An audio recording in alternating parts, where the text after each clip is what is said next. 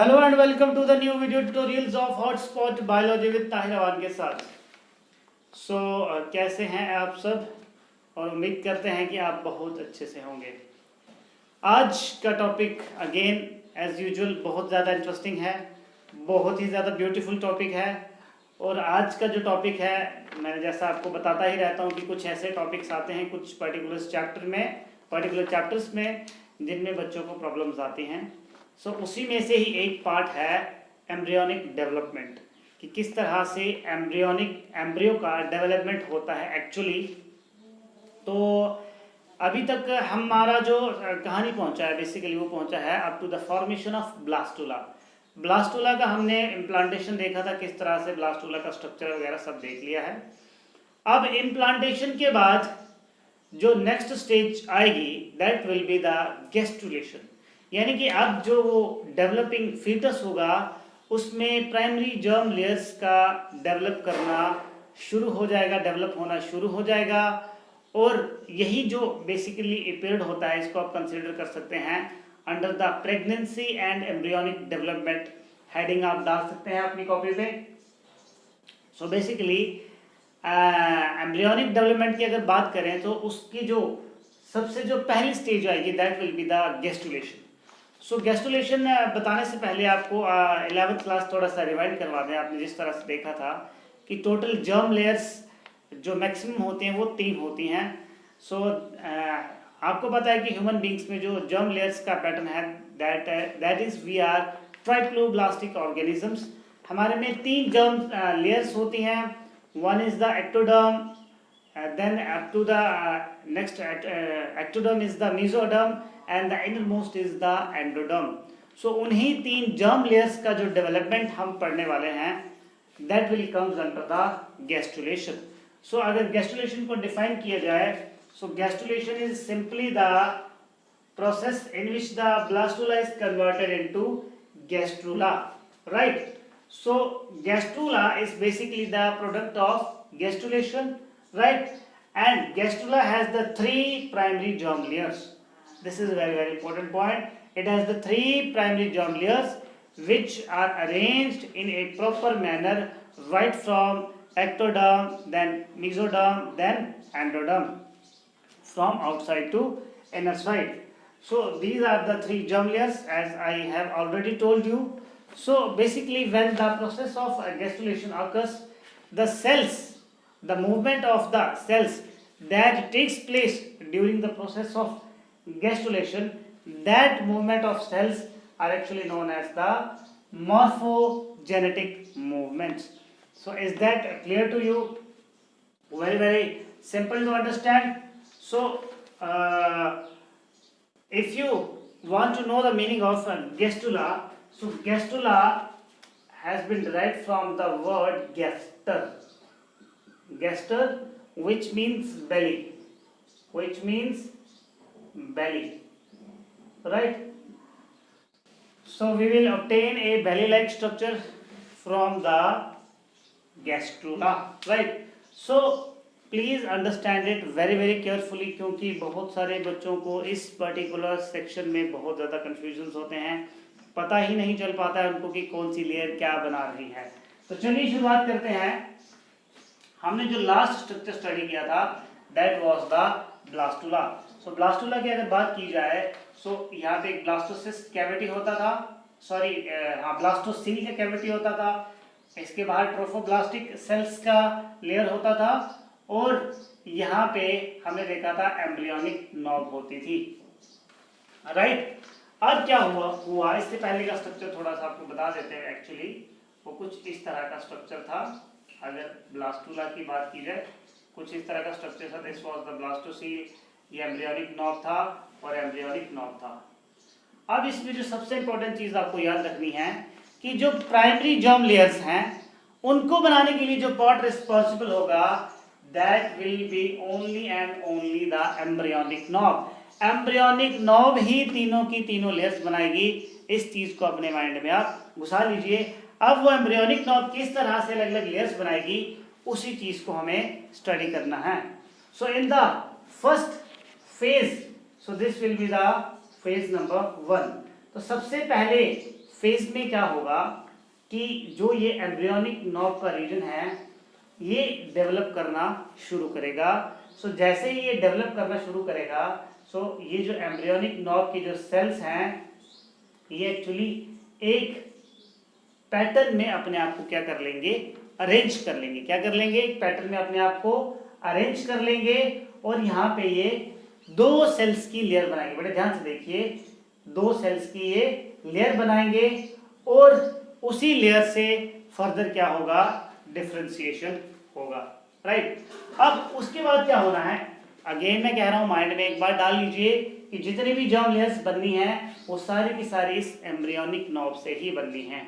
सो copy पे heading डालिए, primary germ layers में जो सबसे पहली लेयर बनती है दैट इज द एंडोडर्मिक लेयर। कौन सा लेयर बनता है, हेडिंग डाल लीजिए, द फॉर्मेशन ऑफ एंडोडर्म। सो हम बारी बारी से देखेंगे कि किस तरह से ये सीक्वेंस चलता है। सबसे पहले हम देखेंगे द फॉर्मेशन ऑफ एंडोडर्म किस तरह से होता है। सो क्या होगा कि जो ये एम्ब्रियोनिक नॉब के सेल्स होंगे ये अपने आप को प्रोलिफरेट करना शुरू करेंगे। क्या करेंगे, दे विल स्टार्ट डिफरेंशिएटिंग और डिफरेंशिएट होने के बाद ये 2 लेयर ऑफ सेल्स बनाएंगे। तो बड़े ध्यान से देखिए, जैसे ही एम्ब्रियोनिक नॉब के जो सेल्स हैं ये डिफरेंशिएट होना शुरू हुए तो इन्होंने 2 लेयर ऑफ सेल्स बनाई। One is the upper columnar layer. So ये कौन सी लेयर है, ऊपर वाली, this is the columnar layer. और जो नीचे वाली रेड कलर की लेयर है this is the lower cuboidal layer. ये कौन सी होगी, cuboidal layer. Now the upper layer that is columnar will be called as epiblast, जिस तरह से एपिडर्मिस हमेशा ऊपर की तरफ होती है, और the lower layer below the epiblast will be the hypoblast layer. This is the first thing that you have to remember. अब यहाँ पे भी आपको क्या चीज याद रखनी है कि जिस तरह से मैंने बताया कि फ्यूचर में चल के एम्ब्रियोनिक नॉब ही सारी की सारी जर्म लेयर्स बना रही है, तो जो सबसे पहले डिफरेंशिएशन के बाद इसने 2 लेयर्स बनाई, upper as well as lower. So जो इसमें एपीब्लास्ट का लेयर होगा ये फ्यूचर में जाके बनाएगा ectoderm as well as the mesoderm layer, और जो हाइपोब्लास्ट का लेयर होगा it will form the endoderm layer in the future. So इस चीज को आप याद रख लें।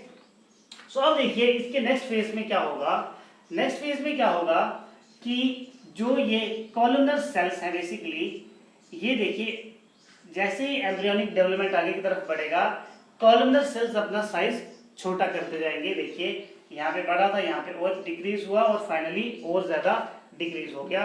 लेकिन मैंने आपको बताया कि जो हमारे सबसे पहले हेडिंग है वो है कि एंडोडर्म किस तरह से बनती है। सो क्या होगा कि जो हाइपोब्लास्ट की लेयर है the lower layer it will start differentiating, और जब ये लोअर लेयर डिफरेंशिएट होना शुरू होगी तो ये क्या करेगी, ये देखिए बड़े ध्यान से, ये एक पूरा का पूरा जो हमारे पास गैस्ट्रुला का स्ट्रक्चर है इसको कवर करना शुरू कर देगी। क्या करना शुरू कर देगी, first they will cover the free surface of the embryonic knob. So embryonic knob के क्या करेंगे, जो ये फ्री सरफेस होगा साइड से इसको ये कवर करना शुरू कर देगी। This is the point number 1। कौन सी लेयर, हाइपोब्लास्ट की लेयर, राइट। जैसे ही इसने इसको पूरी लेयर को क्या कर दिया, कवर कर दिया। सो लेयर को कवर करने के बाद क्या करेंगे कि जो ये सेल्स होंगे ये दोबारा से क्या होंगे, प्रोलिफरेट होंगे। दोबारा से क्या होंगे, प्रोलिफरेट होंगे, और प्रोलिफरेट करने के बाद एक प्रोमिनेंट लाइनिंग यहाँ पे बन गई है। देखिए एक प्रोमिनेंट लाइनिंग यहाँ पे डेवलप होना शुरू हो जाएगा। Now this prominent lining will form the endoderm, यही जाके फ्यूचर में बनाएगी एंडोडर्म। सो बेसिकली जो एंडोडर्म है ये किससे बनेगी, हाइपोब्लास्ट से ये बनेगी, right. So this endoderm in future will also form the embryonic endoderm. Very simple, right? So this is the step number 1. अब step number 2 में क्या होगा, the formation of, heading डालिए, the formation of embryonic disc। इसके बाद बनेगी embryonic disc। सो देखिए जिस तरह से मैंने आपको बताया कि यहाँ पे दो लेयर्स बन गई, एक लोअर लेयर जो एंडोडर्म बना रही है फ्यूचर में, तो फिलहाल आप इसको हाइपोब्लास्ट भी कह सकते हैं क्योंकि हाइपोब्लास्ट में तो बनानी ही एंडोडर्म है, और एक अपर लेयर है, यहाँ पे ज्यादा क्लियर होगा। सो जो अपर लेयर है this will be called as epiblast. So the lower and the upper layer that is hypoblast and the epiblast, they are collectively known as embryonic disc। क्या कहा जाता है इसको? Embryonic disc. सो जैसे ही endoderm का बनना शुरू होगा, जो एपिब्लास्ट के सेल्स है ये भी फर्दर अपना साइज रिड्यूस करना शुरू कर देंगे। So they will lead to the formation of embryonic disc. अब देखिए, अब इसके बाद आएगा phase number third. So phase number third में क्या होगा? there will be a formation of heading डाल लीजिए, there will be a formation of amniotic cavity। अब देखिए, जब ये जो कॉलमनर सेल्स हैं ये अपना साइज रिड्यूस करना शुरू कर रहे होंगे, एम्ब्रियोनिक डिस्क बन चुका होगा, ध्यान से देखिए यहाँ पे ऊपर एक एम्प्टी स्पेस डेवलप होना शुरू हो जाएगा। सो दैट एम्प्टी स्पेस, अब इसमें पॉइंट क्या है? अब जो ये एम्प्टी स्पेस है किस किस के बीच में है? The empty space between tropo या trophoblast cells and embryonic disc, and this embryonic disc, the space between the trophoblast cells and the embryonic disc, that space और cavity is known as amniotic cavity, and the fluid inside this amniotic cavity is known as amnion fluid or amniotic fluid। Is that clear to you? So ये होगी इसकी stage number 3। तो बहुत ही simple है, सबसे पहले endoderm का बनना शुरू हुआ, एंडोडर्म के बाद एम्ब्रियोनिक डिस्क बनी, जब ये कॉलमनर सेल्स का साइज छोटा होना शुरू हो गया और उसके बाद बन गया एमनियोटिक कैविटी। उसके बाद द स्टेज नंबर 4। तो स्टेज नंबर 4 में क्या होगा? There will be a formation of mesoderm। Now this point is very very important, this is the most important point in the gestulation phase। तो अब देखिए मेरे ध्यान से, सो इसको समझाने के लिए मैं ये वाली डायग्राम पे आ जाता हूँ। सो एक्चुअली होता क्या है, अब जो ये दो लेयर्स हैं, एक्चुअली इन दो लेयर से ही 3 लेयर्स बननी है। सो बच्चे इसी में ही कंफ्यूज हो जाते हैं कि इन 2 लेयर से जब 3 लेयर्स बनती हैं तो वो किस तरह से बनती हैं। सो होता क्या है, बड़े ध्यान से सुनिए, एक्चुअली होता क्या है कि जब एंडोडर्म का बनना शुरू होता है, पॉइंट याद रखिए, जब एंडोडर्म का बनना शुरू होता है, एट दैट टाइम क्या होता है कि जो एपिब्लास्ट के सेल्स होते हैं, जो अपर लेयर के सेल्स होते हैं, ये देखिए जो अपर लेयर के सेल्स होते हैं, इनके इन द मिड रीजन में थोड़े से सेल्स प्रोलिफरेट करना शुरू करेंगे। ये देखिए जो मैंने ग्रीन कलर का यहाँ पे रीजन बनाया है। सो एक्चुअली ये जो अपर लेयर है, यहाँ पे छोटी सी स्ट्रिक डेवलप होती है, स्ट्रिक यानी कि छोटा सा एलिवेशन डेवलप होता है। So this streak is basically known as primitive streak. क्या कहा जाता है इसे? Primitive streak. So gastrulation begins, actually जो गैस्ट्रुलेशन का फेज है वो होता ही इसी से शुरुआत है, प्रिमिटिव स्ट्रिक से बनना। सो क्या होता है कि जो ये प्रिमिटिव स्ट्रिक है ये अपने आप को प्रोलिफरेट करना शुरू करती है। क्या करना शुरू करती है? ये प्रिमिटिव स्ट्रिक अपने आप को प्रोलिफरेट करना शुरू करती है, और जैसे ही ये प्रोलिफरेट करती है, बड़े ध्यान से देखिए, ये प्रिमिटिव स्ट्रिक जो ये 2 लेयर्स हैं, that is the epiblast and the hypoblast. अब मैंने क्या बोला कि प्रिमिटिव स्ट्रिक किसकी बनी हुई है? एपिब्लास्ट की अपर लेयर है, वेरी वेरी सिंपल। सो ये क्या करेगी? एपिब्लास्ट और हाइपोब्लास्ट को दोनों को क्या कर देगी? सेपरेट कर देगी एक दूसरे से। क्या कर देगी? एक दूसरे से सेपरेट कर देगी, और जैसे ही ये एक दूसरे से सेपरेट हुए, बीच में एक एडिशनल लेयर का डेवलपमेंट होना शुरू हो जाएगा। So that additional layer in the middle of the 2 layers is called as mesoderm. क्या कहा जाएगा इसे? मेसोडर्म। और जो सबसे अपर लेयर होगा, अपर लेयर को कहा जाएगा एक्टोडर्म, ये आपको पता है, इसको कहा जाएगा एक्टोडर्म, राइट। और जो इनर मोस्ट लेयर होगी इसको कहा जाएगा एंडोडर्म। अब मेसोडर्म, सो फोर्थ स्टेप के बाद जो फिफ्थ स्टेप होगा that will be the formation of ectoderm. क्या होगा? It will be the formation of ectoderm. So जैसे ही एक्टोडर्म का यहाँ पे फॉर्मेशन हो जाएगा, ये एक्टोडर्म का फॉर्मेशन हो जाएगा, मेसोडर्म का फॉर्मेशन हो जाएगा, तो मेसोडर्म क्या करेगा? एक्टोडर्म और एंडोडर्म दोनों को क्या कर देगा? सेपरेट कर देगा। और इसकी शुरुआत कौन करती है? ये छोटी सी प्रिमिटिव स्ट्रिंग। अब क्या हुआ, बड़े ध्यान से देखिए, जैसे ही यहाँ पे प्रिमिटिव स्ट्रिंग मेसोडर्म डेवलप हुआ, सो मेसोडर्म के, अब इस फिगर में आपको मेसोडर्म हम शो करके बताते हैं। सो उस केस में होता क्या है, बड़े ध्यान से देखना। सो यहाँ पे मैंने क्या कर दिया,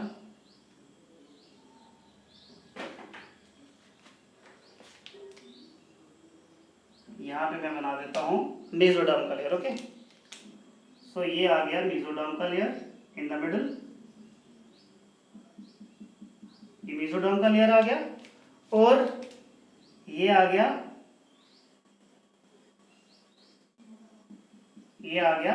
एंडोडर्म का लेयर। अब देखिए मेसोडर्म ने यहाँ पे क्या किया, एक बहुत ही खतरनाक चीज कर दी। मेसोडर्म ने क्या किया, मेसोडर्म ने एक्टो और एंडोडर्म तो बनाई ही, साथ में इसने क्या किया कि जो ये एमनियोटिक कैविटी थी, इसको एक और कैविटी से यहाँ से क्या कर दिया? सेपरेट कर दिया।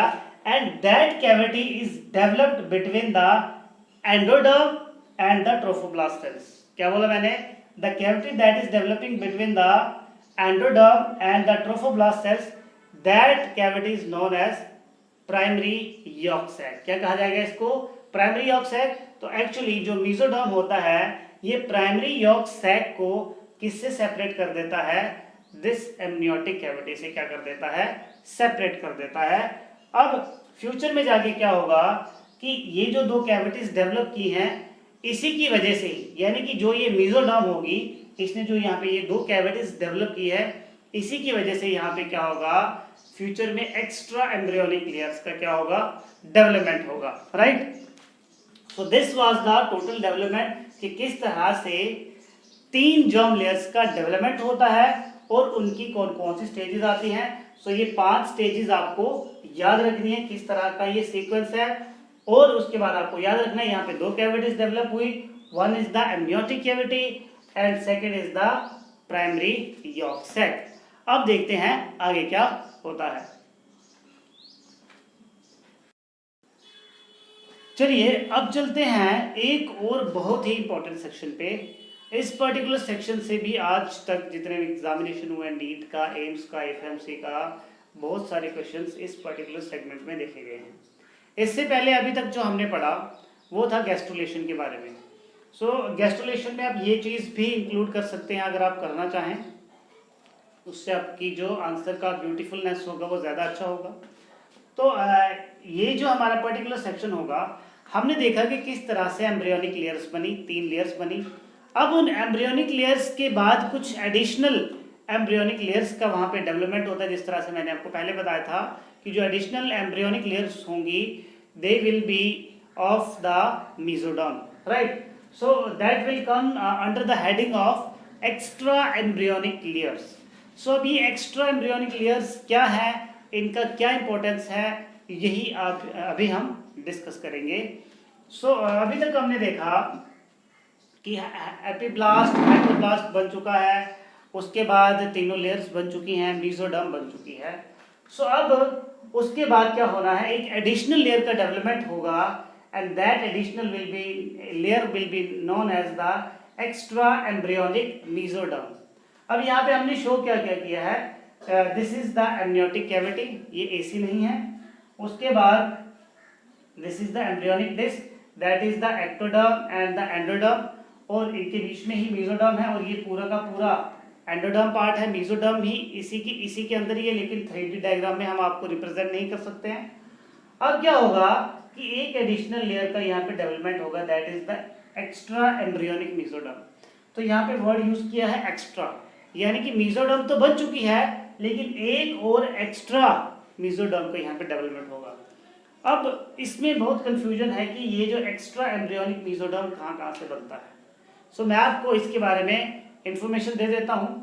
अगर आप इसके ऊपर डेटा कलेक्ट करेंगे तो ये देखेंगे कि ह्यूमन फीटस जो होता है, ह्यूमन फीटस में एक्स्ट्रा एम्ब्रियोनिक मेसोडर्म का जो ओरिजिन बताया गया है वो बताया गया है from the hypodermal sales and the trophoblast sales. Write down the point.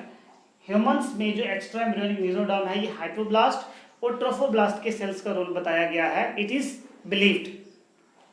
Believed, लेकिन अगर हम इसकी बात करें ये डेराइव कहाँ से होती है वो भी अल्टीमेटली सेम ही है।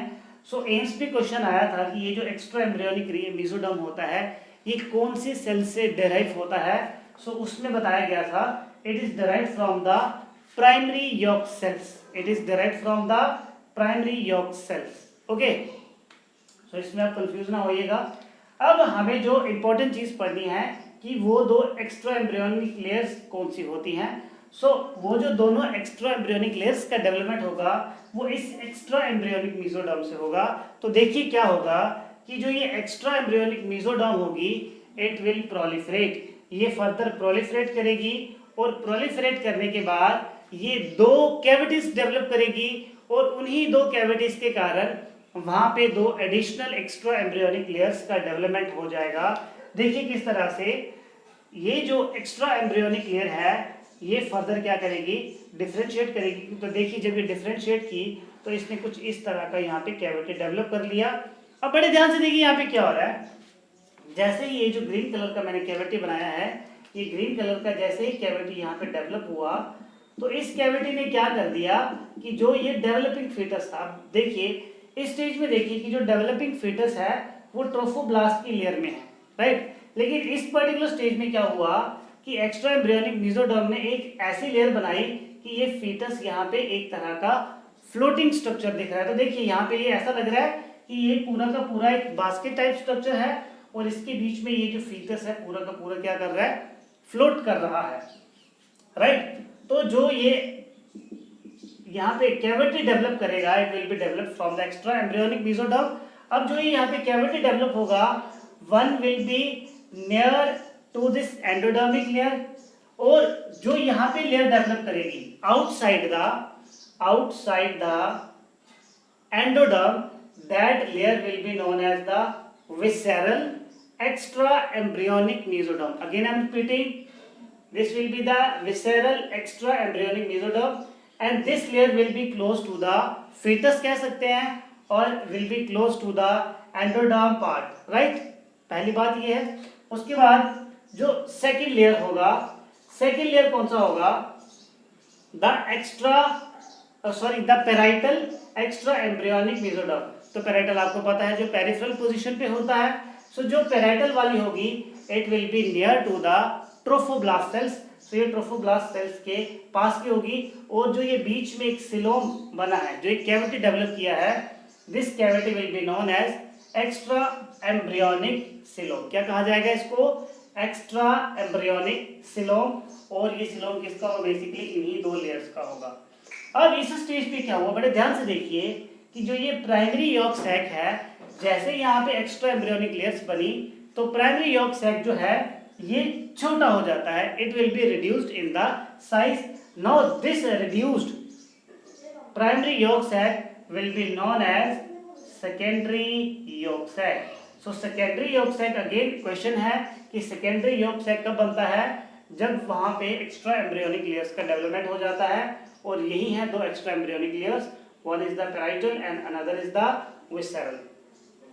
और साथ में क्या है कि जैसे फीटस फ्लोटिंग स्टेज में आएगा थोड़ा सा छोटा हो जाएगा, एम्ब्रियोटिक कैविटी का साइज थोड़ा सा कम हो जाएगा, बाकी सारे पार्ट्स तो हमने यहाँ पे डिस्कस किए हैं। अब यहाँ पे क्या होगा, दो बहुत ही इंपॉर्टेंट लेयर्स का डेवलपमेंट होगा, very very important. One is the chorionic layer and another is the amnion layer. तो मैंने आपको बताया था कि जो एमनियोटिक कैविटी के बीच में फ्लूइड था, मैंने उस समय आपको एमनियन बताया था, that was actually the amniotic fluid. वो बाय मिस्टेक आपको बता दिया था, लेकिन एमनियन का भी रिलेशनशिप इसी से ही है। सो बेसिकली जो एमनियन की लेयर है it will be near to the amniogenic cells. अब बहुत सिंपल सी बात है, जो सेल्स एमनियोटिक कैविटी के आसपास के होंगे उनको एमनियोजेनिक सेल्स बोला जाएगा, एमनियोजेनेटिक। सो जो लेयर इस एमनियोजेनेटिक सेल्स के पास डेवलप होगी उसको बोला जाता है एमनियोन, और जो लेयर ट्रोफोब्लास्ट सेल्स के पास की लेयर होगी, ये जो यहाँ पे एक एडिशनल लेयर और डेवलप करेगी, that layer will be known as chorion. So chorion actually trophoblast से ही डेवलप होती है, ये हमने आपको बताया था।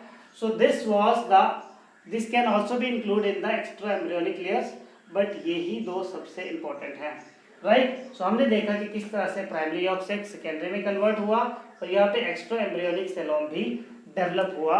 सो ये था पूरा का पूरा डेवलपमेंट। सो आई होप आपको ये समझ में आया होगा।